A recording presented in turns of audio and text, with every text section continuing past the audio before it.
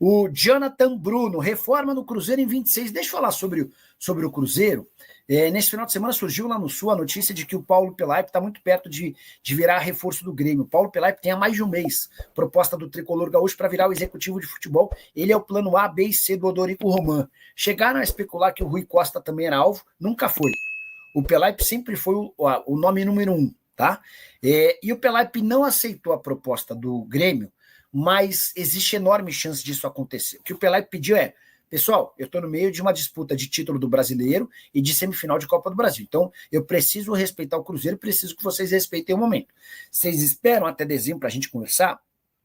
E o Grêmio falou: mas você gosta da ideia de voltar para o sul do país? O Pelaipe falou: gosto, mas eu não posso me comprometer com vocês agora, porque eu estou no meio de disputas muito importantes. Então, essa conversa foi adiada para dezembro, mas eu tenho a impressão de que vai dar acordo, até porque, vale a lembrança, Pelaipe é de Porto Alegre, a mãe dele tem 93 anos de idade. O Grêmio é o clube que o formou. O primeiro trabalho dele foi em 1979. Pelaipe teve 5 passagens pelo Grêmio. Então tem muita coisa em jogo, tá? No fim das contas, palpite. Eu acho que o Pelaipe vai acabar fechando. O Jonathan pergunta sobre Fabinho e Gerson no Cruzeiro.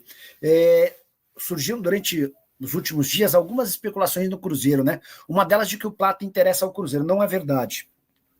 Cruzeiro sabe do histórico do Plata, jogador da noite, enfim, e esse nome está descartado. Sobre o Fabinho, esse é um nome que o Leonardo Jardim gosta demais, muito, muito, muito. Sobre Gerson, difícil imaginar que ele volte ao Brasil. O Zenit quer recuperar os 25 milhões de euros investidos quando da sua compra junto ao Flamengo. E quem que vai gastar 25 milhões por um atleta de 30 anos de idade? Nicola, fala um pouco sobre o atacante colombiano que o Cruzeiro contratou, Vanderlei de Canaã, Carajás.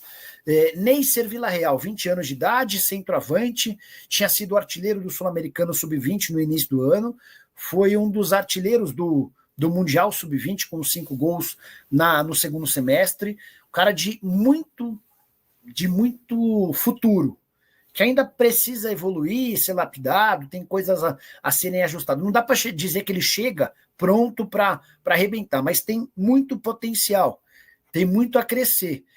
E o melhor, houve a contratação de um atleta sem custos, e esse atleta certamente vai valer bastante dinheiro. Nicola, tem chance de Balotelli pintar no Cruzeiro? Não, Marcelo, deixa eu explicar como é que aconteceu nessa história. O Balotelli foi oferecido ao Cruzeiro no ano passado, foi até o Rômulo que o ofereceu, mas a visão do Cruzeiro no ano passado era de que trazer um centroavante como o Balotelli frearia a possibilidade de ascensão do Caio Jorge, que havia sido contratado alguns meses antes. O Caio Jorge ainda não havia virado, não tinha dado conta do recado, mas apostava-se que ele seria capaz de ir bem. E aí vetaram o Balotelli e vetaram também o Piatek, que é um atacante polonês que também tinha sido sugerido. Vamos juntos com as quentes do dia. Neste domingão de retomada dos trabalhos, teve treinamento pela manhã. O Cruzeiro agora tem segunda, terça e quarta para o técnico Leonardo Jardim definir o time que joga lá contra o Juventude em Caxias do Sul, na quinta-feira, hein? À tarde, 4 horas, o Cruzeiro em campo, agora com todos os jogos iguais aí na parte de cima da tabela. Cruzeiro sabendo que a vaga na fase de grupos está muito próxima de ser conquistada, mas ainda com uma pequena esperança ali de tirar a diferença em relação a Palmeiras, que está mais próximo, em relação ao Flamengo, que está mais distante, 7 pontos em 15 para serem disputados, uma diferença mais do que considerável, é ir fazendo a parte do Cruzeiro. Claro que, se quiser sonhar com alguma possibilidade de ser campeão, o Cruzeiro terá que vencer os 5 jogos que restam na Série A do Campeonato Brasileiro. Juventude fora de casa, Corinthians em casa, Ceará fora de casa, Botafogo em casa e o Santos fora de casa, as 5 partidas para terminar o Brasileirão. Já falamos sobre os desfalques do técnico Leonardo Jardim. Ele terá na quinta o Fabrício Bruno. Resta saber se terá o Fabrício Bruno descansado por não entrar em campo contra a Tunísia ou se terá o Fabrício Bruno chegando depois de jogar e de viajar da Europa para o Brasil. Isso porque o Gabriel Magalhães foi cortado na seleção brasileira, teve uma lesão muscular. Tudo bem que se o Ancelotti quiser, ele pode escalar a zaga com o Militão e o Marquinhos, colocando o Wesley ou outro lateral direito. Quando o Gabriel Magalhães saiu, inclusive, entrou o Wesley, que o Militão estava improvisado na direita. Ou então pode dar uma chance para o Fabrício Bruno, que até entrou no finalzinho diante de Senegal. Vamos aguardar aí a preparação da seleção, que será encerrada nesta segunda-feira, antes do jogo de terça, diante da seleção da Tunísia. O Cruzeiro, que vem se preparando aí com o técnico Leonardo Jardim, e chamou a atenção hoje na Toca a presença do Matheus Henrique, fez trabalho com bola. O Matheus Henrique até colocou no Instagram dele, comemorando esta volta. Ele participou de uma parte do treino e a resposta foi muito positiva. Então agora eu quero aguardar os próximos dias para saber, porque o Matheus Henrique treinando mais alguns dias com bola, normalmente, ele já vai ficar à disposição do técnico Leonardo Jardim, uma recuperação mais do que surpreendente. Então, não sei se para quinta-feira já teria alguma possibilidade, mas o retorno agora está muito perto. A gente tinha falado esses dias, inclusive, de 2 semanas aí para ser totalmente liberado. Talvez nem precise disso, hein? Porque o atleta deu uma resposta mais do que positiva. De qualquer forma, vamos aguardar aí os próximos treinos na Toca da Raposa 2. Hoje o Fagner também esteve com o Matheus Henrique e participou de parte do treinamento com bola na Toca. Pra gente fechar, informação até que está no nosso centraldatoca.com.br. Zé Ivaldo voltou a jogar no Santos, voltou a ser titular, foi titular diante do Palmeiras na vitória importante do Santos, e restando 5 jogos, se ele entrar em campo em mais 2 jogos do Santos, o Santos será obrigado a comprar o Zé Ivaldo. Isso está em contrato.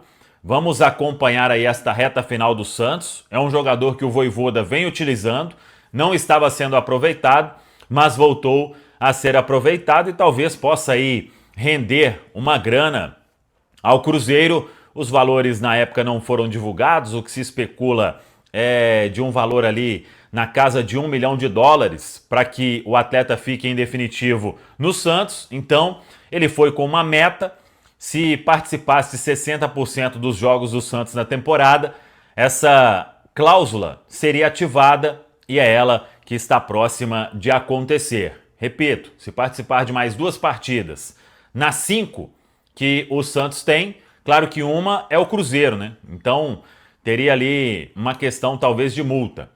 Mas de 4 jogos, se ele participar de 2, o Zé Ivaldo será jogador em definitivo da equipe do Santos. Tá falado, pessoal? A expectativa é grande, né, no Vídeo Real, com certeza.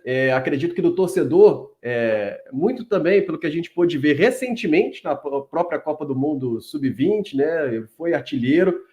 Agora, te assustou um pouco, Valor? Porque ele fala assim, depois da Copa do Mundo Sub-20, com certeza a gente já vai conseguir vendê-lo por um preço maior do que compramos sem ele até jogar. Aí não sei, né? Porque tem situações que o cara às vezes é vendido e nem joga, né? Será? Não vai ser esse caso, né? Eu não creio que vai ser esse caso, Léo Campos, mas eu sempre sonhei com um departamento de scout no Cruzeiro que conseguisse pensar jogadores na América do Sul antes deles, de fato, já estarem em evidência na Copa na América do Sul. Porque quando um jogador já é destaque na Copa Sul-Americana, que é o segundo torneio continental mais importante aqui do nosso continente, quando ele já aparece como destaque também na Copa Libertadores, qualquer é aquele meme, né? Cruzeiro fala assim, o time que tem o jogador já fala assim, $12 milhões, né? E aí fica mais complicado, né? Agora, olha só que trajetória bonita. E quando eu falo isso, gente, eu acredito muito que esse é o caminho para, entre outras maneiras, o Cruzeiro conseguir se tornar forte mais ainda no futebol brasileiro e manter isso ao longo dos anos, e também na América do Sul. Porque o Cruzeiro precisa de frequentar o cenário de Libertadores nos próximos anos. O que faz a gente olhar hoje para a estrutura de Cruzeiro e imaginar assim, vamos disputar Libertadores em 26 e daqui a 2 anos a gente volta? Não, a gente tem que fazer da Libertadores uma espécie de campeonato mineiro, que todo ano tenha. E isso... Aí, se tiver algum pessoal perdido na live, às vezes tem, né? O pessoal batendo asas aí no chat. Cara, desculpa, mas é a realidade do Cruzeiro. É o pensamento das pessoas que estão hoje no clube. O Cruzeiro está com as suas contas equilibradas, o Cruzeiro vai ter investimento, principalmente, a gente vai ver a outra parte aí dele falando a respeito disso, onde vai vir mais investimento do Cruzeiro, e essa questão do olhar clínico. De 10 vai acertar 10? Não vai acertar, gente, porque o futebol é assim. Mas eu creio nos processos, né?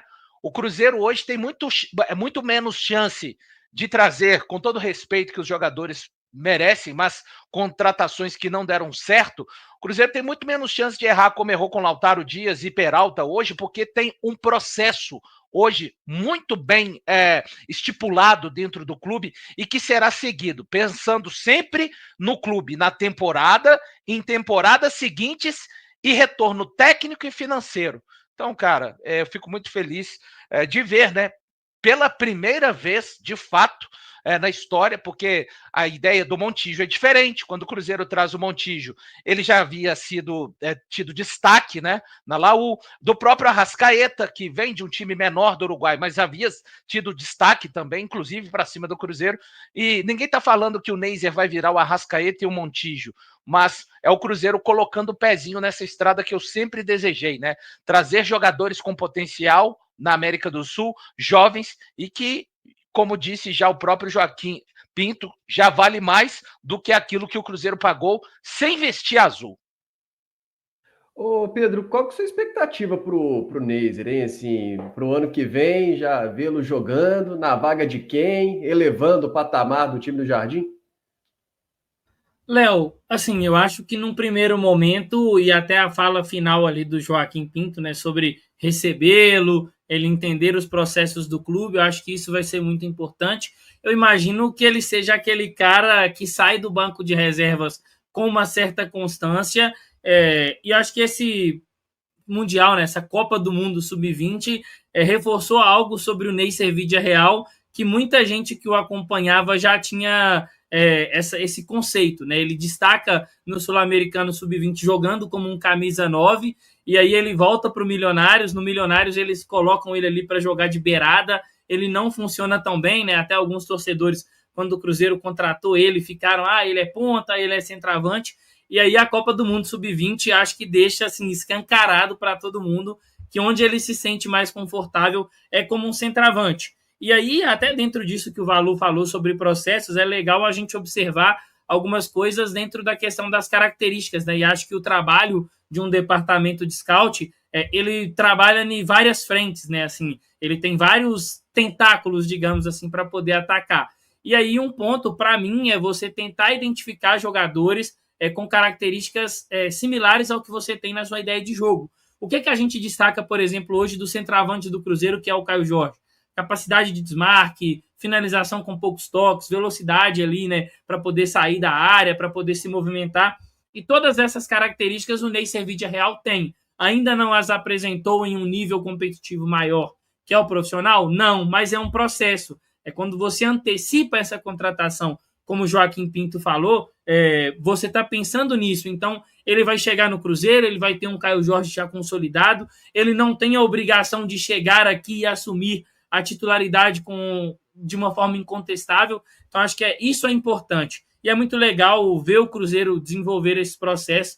Então, a minha expectativa é boa com o Neiser Vídea-Real, mas respondendo a sua pergunta, acho que é um atleta que, para mim, num primeiro momento, chega como uma opção para qualificar o nosso banco de reservas e que, em algum momento, em caso de venda do Caio Jorge ou em caso de algum tipo de afastamento, seleção brasileira, o que quer que seja, ele vai estar preparado para assumir essa posição em alguns momentos. Aqui no chat da live, com a gente, o Joimar Carvalho está falando, eu estou muito animado com a chegada do Neiser Vídea-Real, mas ainda gostaria de ver o Gabigol sendo titular. Será que nunca vai acontecer? Você acha que o Vídea-Real ameaça o Gabigol para 2026, ou Rafa? É uma boa pergunta, né, Léo? Olha, a nível de características, acho que o Ney, nosso menino Ney, né, ele está mais próximo daquilo que o Leonardo Jardim espera de um centroavante, com e sem a bola, do que o Gabigol pôde entregar até o momento com a camisa do Cruzeiro. Então, eu tenho muita curiosidade para ver como vai ficar essa situação do Cruzeiro, Quem assistiu a entrevista sabe que o Joaquim fala também que o Cruzeiro é um clube que não pode se dar ao luxo de não vender, não está desesperado, ansioso, mas em algum momento, se vier uma proposta adequada, pode sim ter que fazer vendas, e aí, não sei, o Caio Jorge é um jogador que tem também muito mercado, é preciso que a gente entenda se de fato teremos os 3 aqui na temporada de 2026 inteira, né? Acho que é muito prematuro ainda a gente ficar conjecturando quem vai ser titular, quem vai ser reserva. O que me deixa mais feliz nesse tipo de movimento é justamente ter opções. Acho que o Leonardo Jardim precisa disso. Ficou claro ao longo dessa temporada a necessidade de gerir melhor os minutos de alguns atletas para que não chegasse no final do ano com tanto desgaste você ter um centroavante. Com a idade que o Ney tem, com as características que ele tem, eu não tenho dúvidas que algum espaço ele vai ter. Aí os 3 vão ter que brigar, e assim, acho que quem tiver melhor vai jogar mais, e para mim, como cruzeirense, é o que me deixa feliz, saber que nós temos competição em alto nível dentro do elenco, e aí vai jogar quem está melhor, e quem ganha com isso é o Cruzeiro. Fala pessoal, estamos aí com atualizações importantes do Cruzeiro. Se inscreva e ative o sininho para receber mais atualizações da Raposa todos os dias. Deixe seu like, que é muito importante para o crescimento do canal. Utilize o espaço aqui embaixo para registrar sua opinião. Ficamos por aqui com mais esse giro de notícias. Um abraço e até o próximo vídeo.